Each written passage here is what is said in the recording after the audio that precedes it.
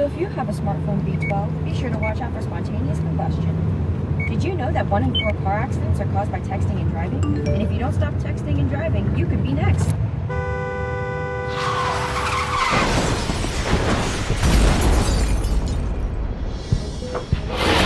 How's it looking? There's been severe trauma from the car crash.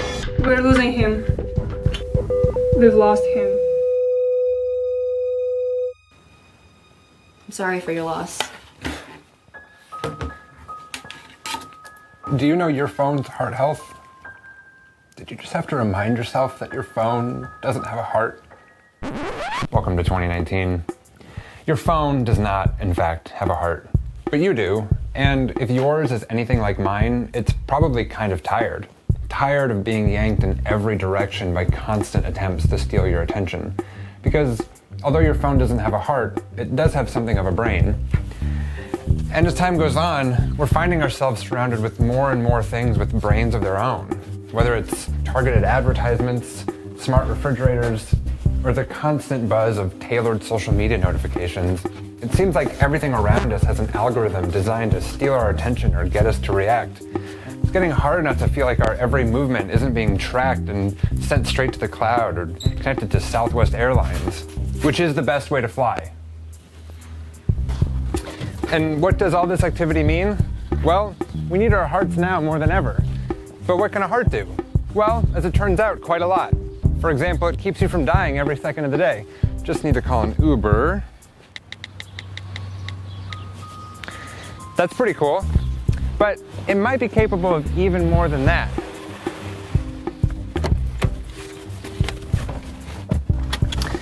That's right. So science has also isolated a signal generated by our hearts, which helps link us to the outside world. It's called heart rate variability. The concept is a little complicated, so I'm going to take you through it one step at a time.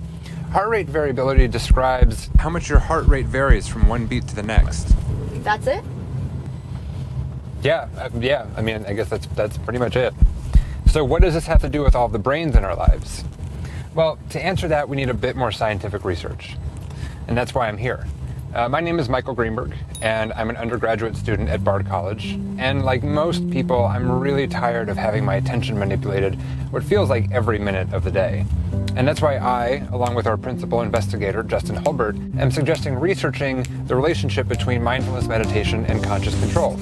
Conscious control, of course, being what allows us to choose what we pay attention to and how we react. And as it turns out, it's looking like mindfulness meditation, which is a practice of staying in the present moment, maintaining autonomy over your mental state, and not getting caught up in distractions.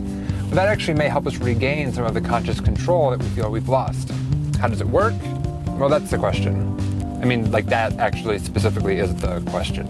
Science has already established some exciting connections between mindfulness meditation and conscious control. We just don't know what it is that drives this connection, what the science community calls the mediating variable. So our hypothesis is that heart rate variability mediates the connection between mindfulness meditation and conscious control. That's right, less brain, more heart. Or more brain with your heart. Our hearts and our brains might work better together. How do we test this? Well, just like the next financial crisis, it starts with college students. College students are, after all, considered to be some of the most vulnerable when it comes to distractions. And with your help, we can start testing student participants this fall. The key to our experiment is, of course, making sure we get clean, clear measures of meditation on both heart rate variability and conscious control. In order to do this, our experiment will have 3 important components. The first component is a 30-day training period. In order to populate our study, we will screen hundreds of college students on measures of general health, lifestyle, as well as experience with and expectations of meditation. Having established a relatively uniform pool of participants, we will then randomize them into one of 3 conditions.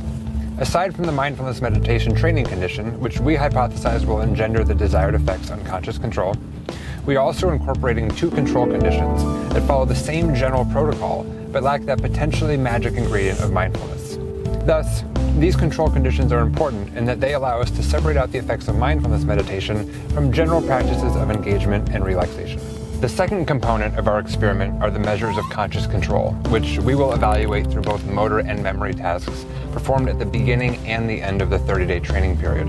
Doing so allows us to track changes in performance on both types of control tasks. Conscious control in the motor domain will be assessed through a response inhibition task known as the stop signal task. For example, inhibiting your natural response to press the gas pedal at a green light when another car runs through a red light. In the laboratory, the stop signal task assesses how quickly a person can interrupt a well-learned motor action without risking road hazards. Conscious control in the memory domain will be assessed through the think-no-think task. This task evaluates a person's ability to suppress well-learned but unwanted memory retrieval, modeling the ability to control things like intrusive flashbacks. We've lost him. We've lost him. We've lost him. We've lost. You okay back there? I will be. Soon. The third and final component of our experiment is, of course, the measurement of heart rate variability. Heart rate variability will be taken not just on the first and last days of the 30-day training period, but also throughout the period using portable heart rate monitors that participants will be asked to wear. We predict that at the end of 30 days, participants in the experimental condition will display relatively increased heart rate variability, and that this increase will mediate the expected increases in memory and motor control. Okay, we've arrived at the airport. Thank you.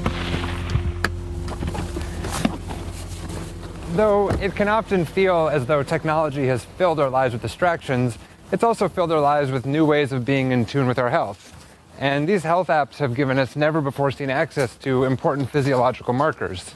So who knows? If our hypothesis turns out to be correct, we may be one step closer to finding a way to keep the phones and the other brains of our lives more in line with our hearts. Traveling for business or pleasure today, sir? Things are hectic. I just need to get away for a while. What do you mean? I think I have just the thing for you. 1 second. Is it an aisle seat? Even better.